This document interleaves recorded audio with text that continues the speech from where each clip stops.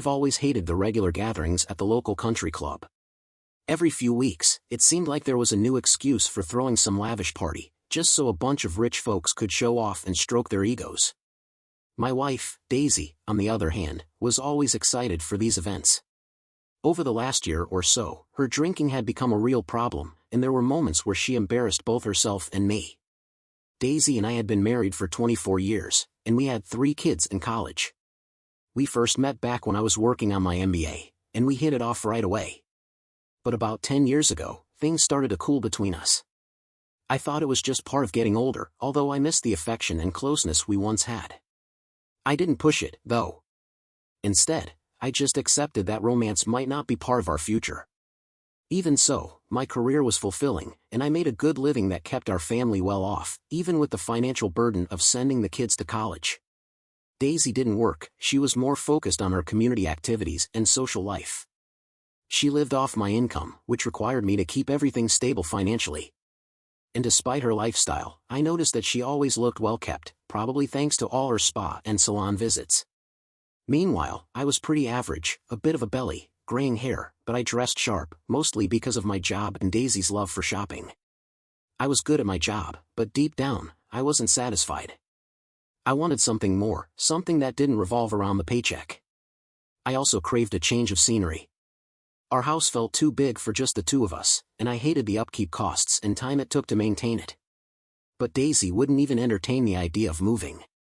She loved our big house, her friends, and the country club scene. One night, during one of those endless gatherings, I wandered through the club, chatting with people about nothing important. I felt detached, especially as the night dragged on. I lingered over my last drink while Daisy was getting into her usual heavy drinking. She was chatting with a group of local women, and as I walked by, I overheard their conversation take a turn towards more personal matters. I decided to quietly back away. Just as I was leaving, though, I heard Daisy's voice, louder than usual. Hell, if it weren't for Jacob Wallace, I wouldn't have had any decent sex in my life. I froze. The sudden silence from the group made it clear they'd all noticed me nearby. Caught off guard, Daisy turned to see me, her face flushed from the drinks. "Oh, Morris," she slurred, "I didn't know you were still here. You weren't supposed to hear that." "My bad," she said, giggling like a schoolgirl. The women around her shifted uncomfortably, some quietly slipped away, while others stood there, unsure of what to do. Daisy shot me a mischievous smile, clearly too drunk to realize the damage she'd done.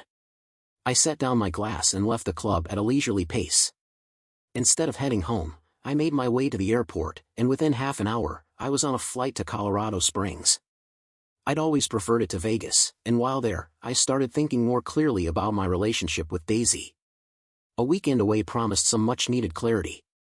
I turned off my phone and checked into a casino hotel, easily securing a room after opening an account with $20,000. One thing I appreciated about casino accounts, they weren't subject to federal reporting regulations. While big wins had to be reported, deposits were essentially invisible. Not that I was much of a gambler, but I admired their system. I woke up late on Saturday, around noon, and sat down for a burger and fries.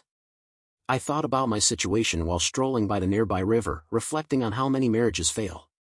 I wasn't considering a quick divorce in Colorado Springs just yet, but I did toy with the idea of tossing my wedding ring into the river. On my way back to the hotel, I passed a real estate office with pictures of condos in the window. The idea of owning a place here started to make sense. After spending an hour in the office and another couple of hours driving around, I found a small, furnished unit that felt right. The only problem was buying it while still married, so I arranged a lease-to-buy deal with a hefty down payment. Taking control of our finances early on in our marriage was one of the best decisions I'd ever made. Daisy didn't have a head for money and left all the bills to me while she enjoyed the spending.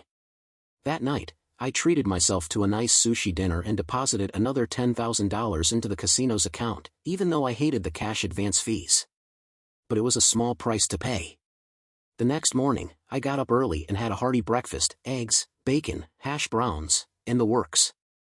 My waitress, a woman in her mid-40s, caught my attention with a noticeable black eye she tried to cover up with makeup. Her name tag said Dina, but when I asked her if that was her real name, she laughed and said, "No, it's Diana, but Dina's the closest tag they had." I told her to bring me another cup of coffee and promised a nice tip if she told me the story behind her black eye. She smiled and replied, "How about I give you a refill, and you leave a smaller tip without asking any more questions?" I chuckled and agreed. Since I had the keys to the condo already, I spent the rest of the day picking up essentials, some clothes, groceries, basic stuff to start setting up. I also bought a beat-up old sedan for errands, figuring I'd be back often enough that renting wasn't worth it. By the end of the day, I'd opened accounts at several casinos, depositing around $660,000 across 4 different ones. I kept track of everything in a little notebook. Even though I hadn't gambled a dime yet, I knew I could cover the condo down payment within 6 months, no problem. By dinner, I was starving, so I headed back to the casino restaurant. Diana, was there again, working a double shift. "Still here, huh?" I said. She sighed and told me she had to work extra hours because her rent was higher than expected. We made small talk, and when she brought the check, she hesitated for a moment. "I'm sorry about earlier. I'm still trying to adjust to this place, and I'm a bit self-conscious about my eye. It's a parting gift from my husband after I mentioned divorce, but hopefully, it's the last time. Thanks again for that generous tip this morning. It really helped," she said. Her smile, tinged with a hint of sadness, stuck with me that night. As I thought about it, I realized there wasn't much more I could do for now. I needed to go home and take care of a few things before figuring out my next steps.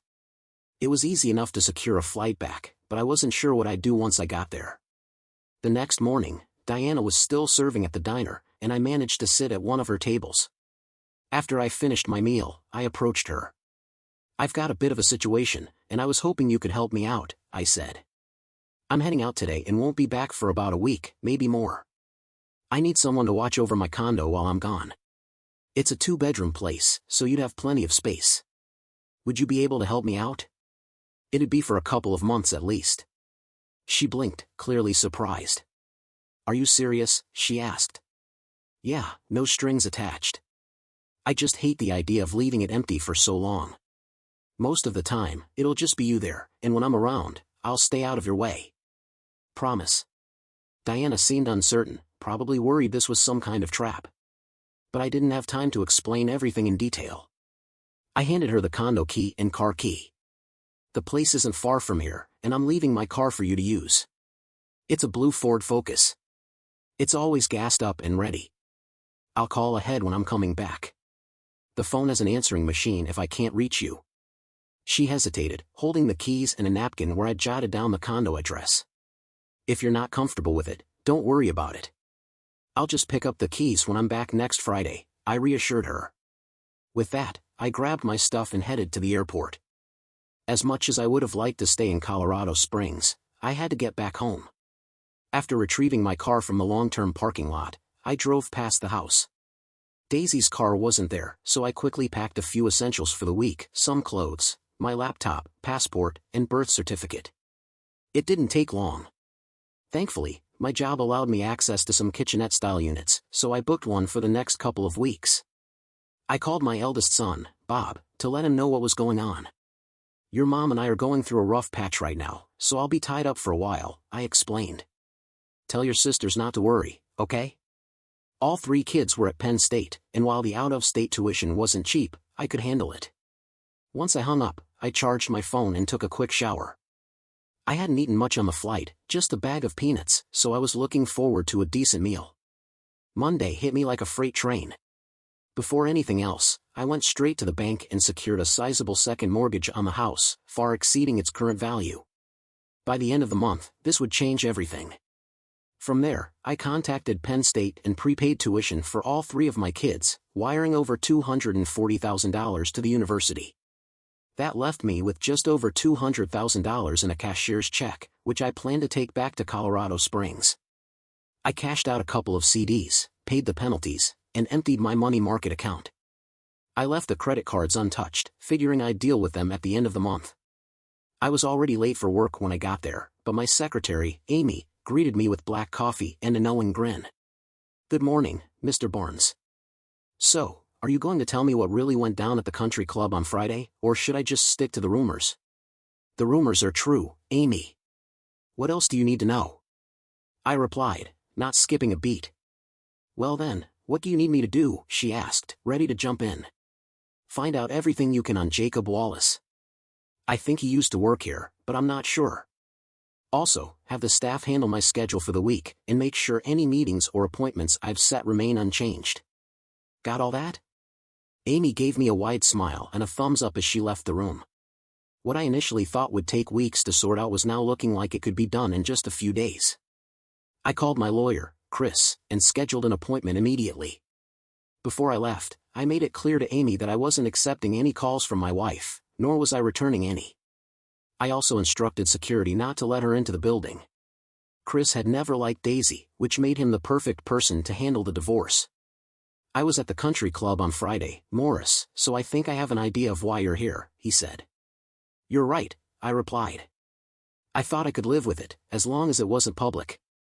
But Friday changed that. All right, then.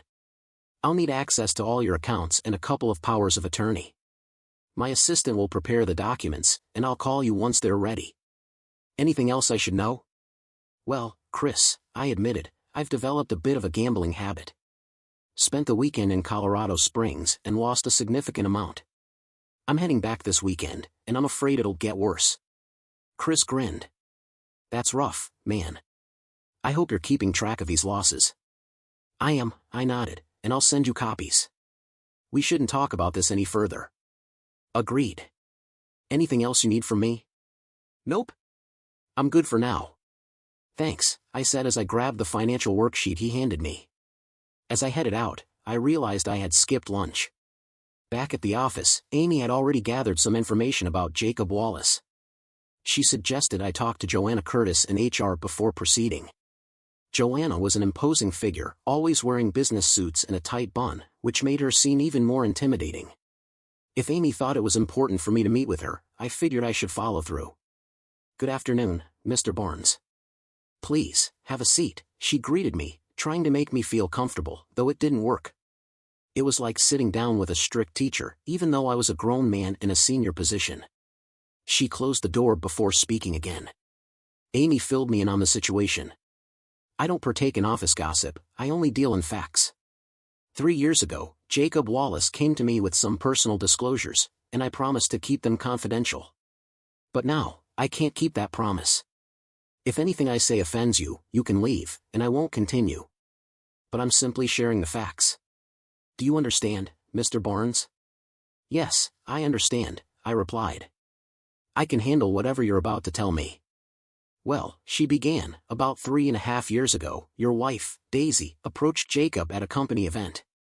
There was a lot of drinking that night, and before the event ended, they were engaged in inappropriate activity in one of the private offices.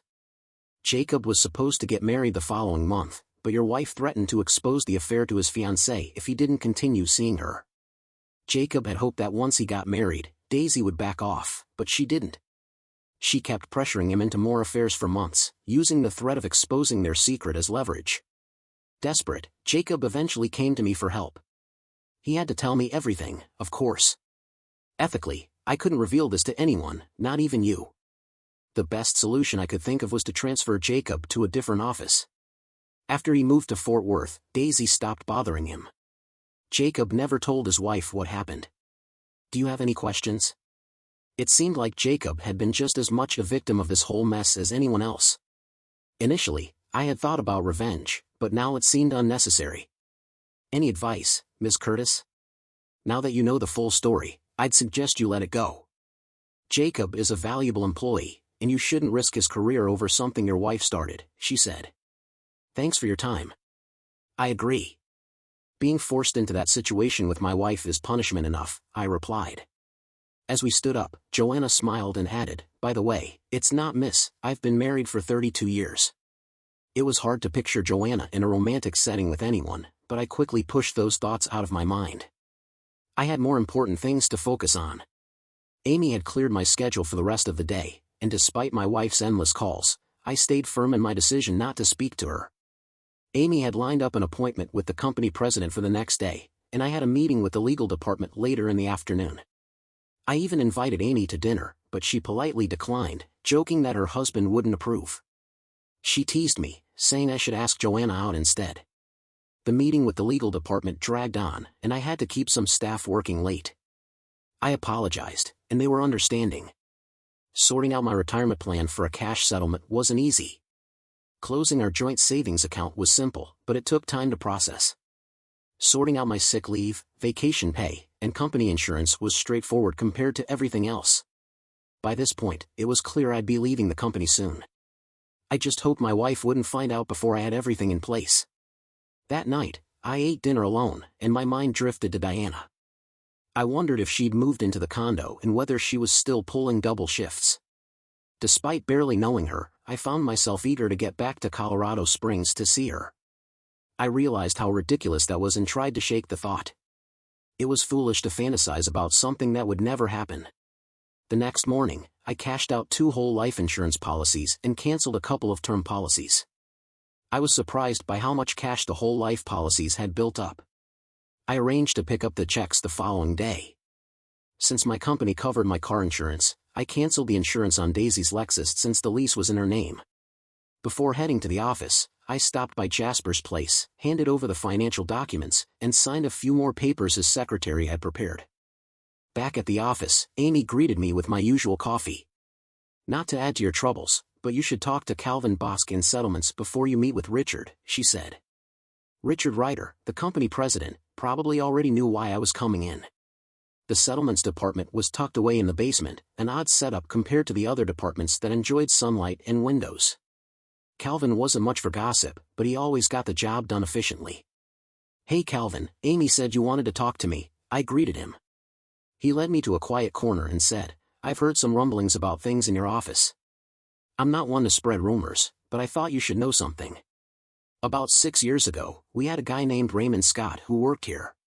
He was a decent guy, married with kids. He got involved with your wife after an office event. She wouldn't leave him alone, kept calling him at home and at work. He tried to end things, but she threatened to tell his wife. He called her bluff, and 2 days later, his wife kicked him out. He ended up losing his job, started drinking, and I'm not sure where he is now. Word is that your wife paid his wife $10,000 to keep quiet, but I don't have any hard evidence on that." "Thanks, Calvin. I appreciate you telling me," I said, feeling a mix of anger and resignation. Amy had been right to send me to him. I rode the elevator up to the 9th floor for my meeting with Richard Ryder. Even though I was early, he welcomed me right away. The meeting was quick and direct. He told me that the legal, personnel, and payroll departments would handle everything for me. Once everything was settled, I was to contact him personally, wherever I ended up. He handed me a business card with his personal number on the back. No apologies, no regrets, just business. When I got back to the office, Amy greeted me with a smile and my usual cup of coffee. "Boss, you've got a situation," she said, gesturing toward the window. I looked down and saw Daisy in the parking lot, arguing with a security guard. "She's been down there for 20 minutes, Amy continued. "They're not letting her in, and she refuses to leave. What do you want to do?" "Looks like the guards have it handled," I said, feeling indifferent. "The only thing I need now is someone to have dinner with. I hate eating alone." I called Jasper to check in on things. He told me he couldn't take further action until I straightened out the finances. For now, I was still stable, with money in the bank and checks coming in. I reassured him that I'd be heading back to Colorado Springs early and wouldn't return until I was flat broke. Every now and then, someone would pop into my office to tell me that my wife was trying to reach me. She had even asked her friends to call their husbands to track me down. I stuck around the office for a few more hours, organizing things to make the transition easier for my replacement. As I left, I noticed Daisy sitting on the hood of my car, waiting for me. Amy flashed a grin as she handed over the keys to her Honda Civic. "My husband's picking me up for dinner, so you can use my car," she said. "You're not planning anything crazy in Fort Worth, are you?" "Nope, just tying up some loose ends." "No revenge," I assured her. I grabbed dinner in Allentown and made it back to my apartment before midnight. The next morning flew by in a blur. I signed more paperwork for Jasper, closed all the bank accounts, canceled the credit cards, and even arranged to shut off the utilities at the house. I picked up checks from the bank and the insurance company, and by the end of it, I was surprised at how much I was worth. I got a new phone and canceled the ones Daisy and I had been using. I even sold my country club membership for $23,000 to an old friend. My replacement had already settled in at the office. He seemed like a nice enough guy, and he'd just moved down from Boston with barely 24 hours notice. Amy knew more about running the place than I ever did, so there wasn't much training involved. There were a few things at the house I wished I could take with me, but nothing that was worth going back for. Amy told me to keep her car, and her husband would pick it up at the airport. I packed up my belongings, bought a couple of cheap suitcases, and figured I could buy anything else I needed in Colorado Springs. Suddenly, it hit me, I'd done everything I needed to do. All my assets were now liquid. No stocks, no accounts, nothing but cash in the house I was about to leave behind for Daisy. The airline was accommodating and moved up my flight without any issues. I called Jasper at home. Just wanted to let you know I'm leaving tonight. You all sit on your end? I asked. Yep, Bob, I've got everything ready. I can serve the papers tomorrow, but I still need that financial info ASAP. Go ahead and give her the papers, I said. I'll start sending proof of her financial irresponsibility soon. Be careful, Jasper. I don't want either of us in hot water. Will do, Bob. Safe travels. I called the condo and left a message, letting Diana know I'd be back later that night. I wasn't sure if she'd be there, but I hoped so. It was strange, considering how little I knew about her, but I was looking forward to some kind of relationship, even if it was just friendship. Her vulnerability made me cautious not to take advantage of the situation. I landed in Fort Worth early enough for a leisurely breakfast. I was sitting in Jacob Wallace's office when he walked in, clearly unhappy. Mr. Barnes, I'd say it's nice to see you, but that'd be a lie, and we both know it, he said. Relax, Jacob. I'm not here to reprimand you. I just wanted to let you know that I understand what happened, and there are no hard feelings. You could have told me that over the phone, he replied. I could have, but I figured it was worth my time to clear the air in person. I don't get it. Why bother? I messed up. I should be the one apologizing to you. You're not entirely to blame. My wife caused most of the trouble. I'm not excusing what you did, but I don't want you carrying more guilt than necessary. You've already been through enough. Jacob looked at me, speechless for a moment. Thanks for putting it that way. I'm not sure how to respond. I reached over and handed him one of Jasper's business cards. Give my lawyer a call today. He might need your help, but everything will stay confidential. He might not even need anything from you, but at most, it'll be a notarized statement confirming what happened. It won't go to your wife, I promise. We shook hands and parted ways. As I stood up, I realized the gesture felt strange, considering Jacob's involvement in my wife's betrayal, but it also felt right. He was a decent man who didn't deserve to have his life ruined by a mistake, even if it was one that kept happening. An hour later, I was on a flight back to Sparks, thinking over where everything went wrong. I had worked tirelessly to provide for my family and thought I'd done a solid job of it. But while I made sure everyone was taken care of, I had somehow neglected my wife. In situations like this, people tend to search for where they went wrong. Most of the time, I can find some fault in myself and accept it. But when it came to Daisy's infidelity, that was something I just couldn't justify or forgive. If she had been more discreet, maybe I would have taken the blame and moved on. But her lack of caution, her blatant disregard, took away any sense of guilt I might have had. The evening ended on a better note than I expected. When I landed at Sparks Tahoe International, I was surprised to see Diana waiting at baggage claim. She was dressed in jeans and a light blue shirt, so different from the uniform I was used to seeing her in at the diner. I hadn't asked her to pick me up, I just wanted her to know I was back in town. Evening, Diana. I didn't expect to see you here, I said. I thought since I had your car, it was the least I could do. Aren't you working tonight?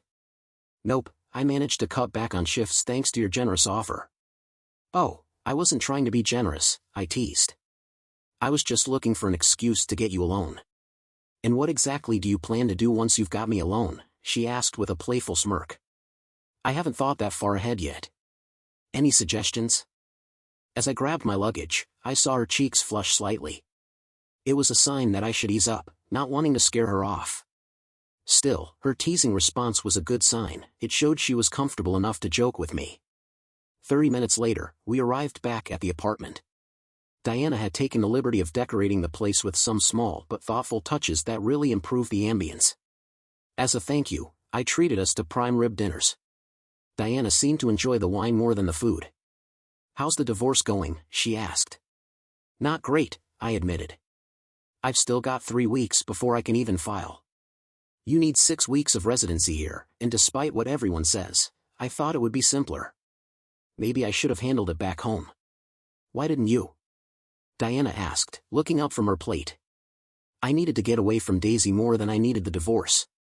"It's just a piece of paper, really. Leaving was the important part," she said quietly. Her words struck a chord with me. I had been so focused on the divorce with Daisy, but in the end, did it really matter? I didn't plan on getting married again. The rest of the evening passed with lighter conversation, movies, books, hobbies. Diana didn't have any kids, and I didn't press for more details. We ended the night sleeping in separate bedrooms, and by the time I woke up, Diana had already left for work. There was fresh coffee waiting for me, which was all I needed. I still felt full from the night before, so I jumped into the shower and got down to business. "Jasper, how's my favorite lawyer doing?" I asked over the phone. I heard a sigh on the other end. "Not great, Morris. I've got some bad news, and I need you to promise not to shoot the messenger." "What now?" I groaned. "I've only been gone for a day." "What happened?" "Daisy's making waves. She found out about the bank accounts and other stuff. She's contacted the police and somehow managed to get a restraining order on almost everything. All your accounts are frozen, even the empty ones. You're not allowed near her or the house, and you can't take anything from the house or contact the kids, even though they're adults. Most of it is nonsense, but it's going to take time and money to sort out. And she's reported you to the SEC, so now they're looking into your retirement accounts." I sighed deeply. "Jasper, I'm done with this. I don't want any part of it anymore. Do you understand?" "I get it, Morris, but I've got to warn you, she's also hired a private investigator to track you down. I don't know how she's paying for all of this, but just remember, if the authorities ask where you are, I'll have to tell them. I can't jeopardize my career." "I understand, Jasper. Take care of yourself. I'll make adjustments on my end, and you won't hear from me for a while." Well, this sure throws a wrench into the works, I thought as I hung up. Even the best laid plans can unravel in an instant. My brilliant idea of pretending to lose all my money at the casinos was now off the table. Luckily, Diana had left me the car. I wasn't sure how she managed to get to work, but that was the least of my concerns at the moment. I still had a duffel bag full of money and checks to deal with. I visited 6 different casinos, cashing the checks and exchanging them for chips or credit. I didn't want to risk going to the banks in case they flagged my accounts. The casinos, however, were more than happy to help. By the end of the morning, I had everything deposited across several places and a bag full of cash and chips. After a quick lunch, I began withdrawing the money. Within 2 hours, all the chips were converted back into cash, and I had successfully withdrawn everything from the casino accounts. Now, I had a substantial sum in cash and no issues so far.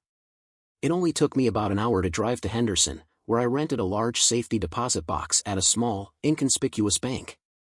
I stored everything except $55,000 for incidental expenses. Feeling relieved, I looked forward to another dinner with Diana to celebrate. But as soon as I entered the condo, I could tell something was off. Diana was scrambling to fix things that didn't seem like they should have been disturbed. She looked up at me, her hand covering part of her face. "I'm sorry, Morris. It's my fault. I didn't realize he was following me until I got to the apartment," she said softly.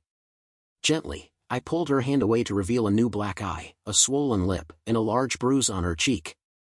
"Was it Oscar?" I asked. She nodded.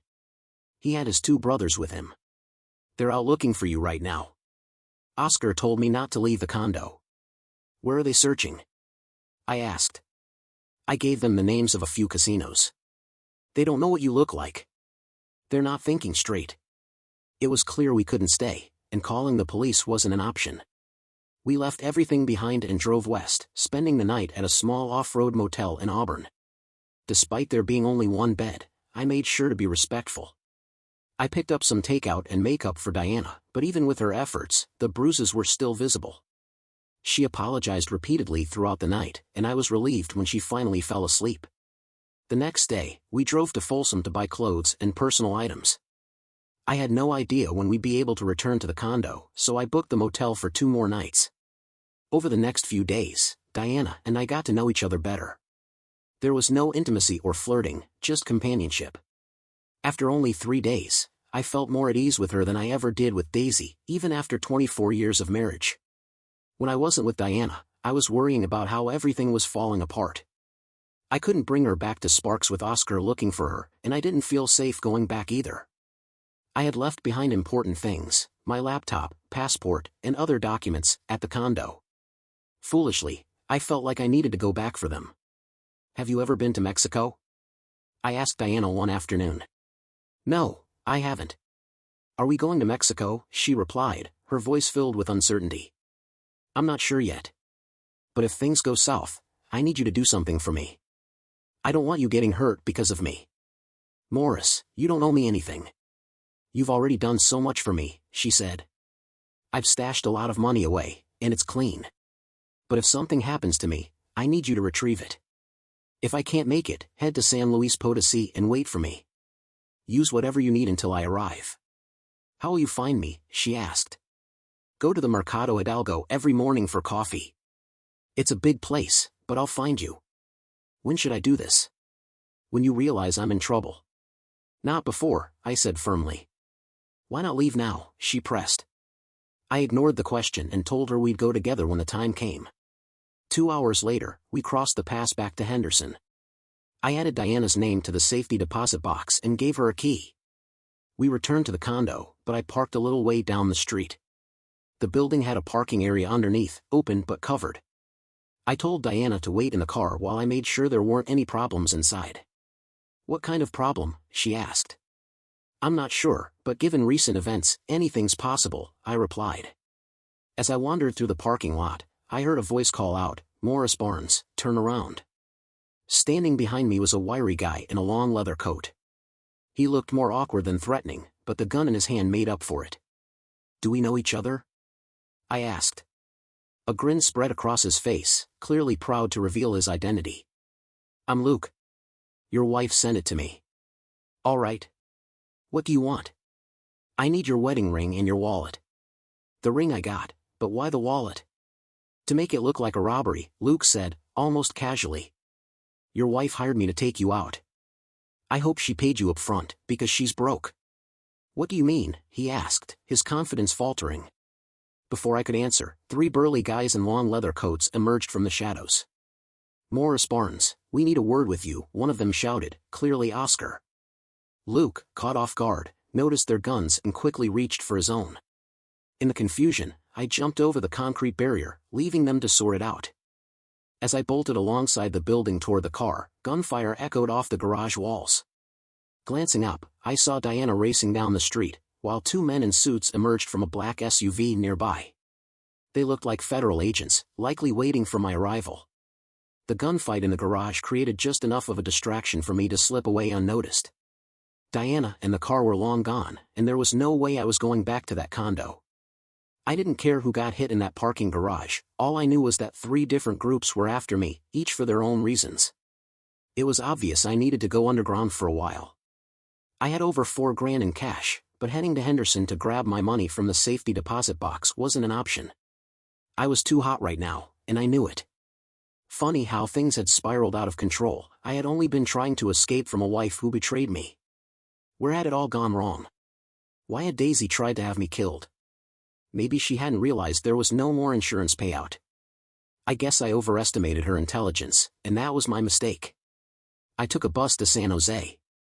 $1 grand doesn't go far in that city, but it was enough to buy me a new identity, social security number, ID, and all.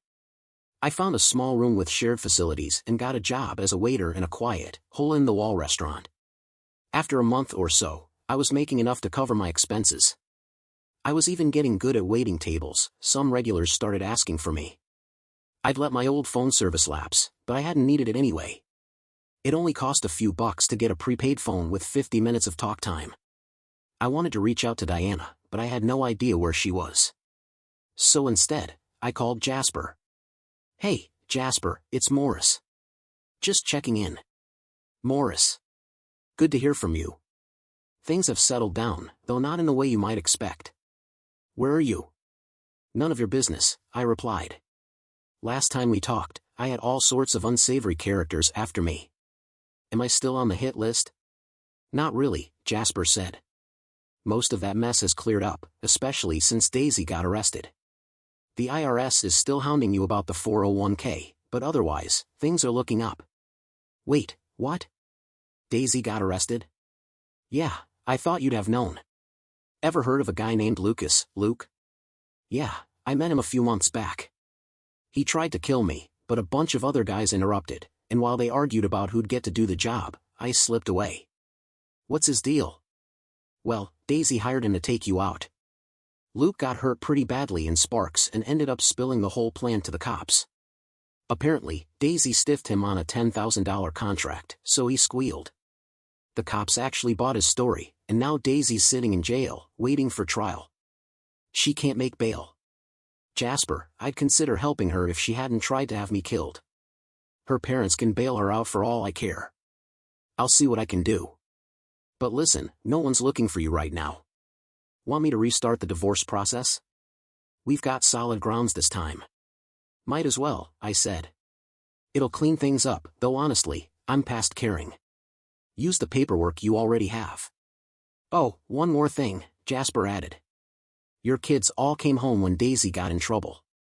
They were worried at first, but once they found out the truth, they lost interest.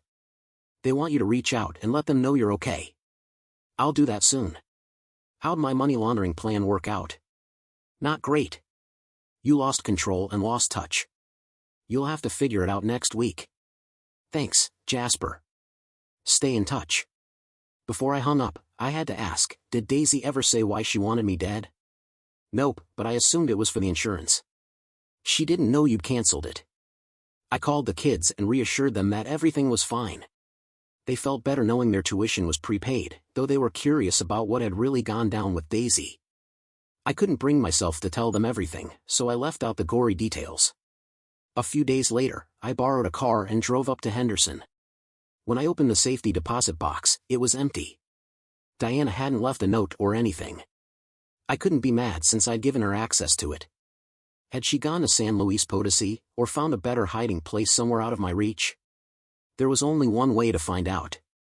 In my San Jose neighborhood, there were a bunch of small travel agencies, most catering to group tours. I didn't exactly fit into any of their packages, but I managed to find a last-minute spot on a tour headed to Mexico. It was the first time in a long while that I had to scrape together enough money for something. The trip wasn't expensive, but I didn't have much cash. I felt a little more at ease knowing some of the guys from the restaurant were on the same trip. For the first 2 days, I wandered around the Mercado Hidalgo in San Luis Potosi, hoping to spot Diana. The place was much bigger than I had imagined, and it was starting to feel like a bad idea. I hated to think it, but maybe Diana had taken the money and disappeared to some far-off place like Thailand or Bali. There had been enough money in that deposit box to live comfortably anywhere in the world. I wasn't sure if I should keep searching for her or give up and wait. On the third day, just as I was about to give up, I heard a familiar voice. About time, Morris. Where have you been? I turned around, and there was Diana, hands on her hips, wearing a wide-brimmed straw hat with a red band. Without thinking, I walked over it and kissed her. I don't know why I hadn't done it sooner, but I was glad I did. That's a pretty weak first kiss, she teased. Try it again. The second kiss came with a hug, and I lifted her off the ground. Diana, I missed you so much. You'll have to fill me in on what you've been up to. We can talk later. Right now, let's get some lunch, she said, taking my hand. We walked through the market, hand in hand, and for the first time in a while, I felt happy and content. Morris, don't be mad, but I used some of your money. Most of it's in the bank, but I bought us a house. I hope you don't mind, she said, a little sheepishly. With all that money in the bank? A house sounds perfect, I replied. The house she bought was a beautiful hacienda in a beautiful city, and I was with a wonderful woman. I couldn't have asked for more. Meanwhile, Daisy's parents managed to bail her out and cover her legal fees. Jasper got her to sign the divorce papers easily, and she ended up with a 5 to 8 year sentence for plotting to have me killed. The strangest part? Jacob Wallace had provided a deposition to Jasper, though we never had to use it. Jasper also tracked down Ray Scott, who was sober but still struggling. When I asked how I could help him, he said he wanted a hot dog pushcart, so I bought him one for $2,400. The IRS settled with me for $4,000, and Luke was now sitting in a Nevada prison, along with Diana's ex-husband and his brothers. With all my legal troubles behind me, I was free to return to my old job. Better yet, a promotion was waiting for me. Once Diana's divorce was finalized in Mexico, we planned to get married. The kids were excited and had already booked their tickets for the wedding during spring break. While the house in San Luis Potosí was gorgeous, we didn't plan to live there permanently. Diana and I agreed it would make the perfect vacation home. Amy was thrilled about my return to work, especially since my promotion also meant a step up for her. Diana was flexible about where we would live, as long as we were together. She even wanted to meet Daisy, which promised to be an interesting encounter. Things hadn't gone exactly according to plan, but I really didn't have much to complain about.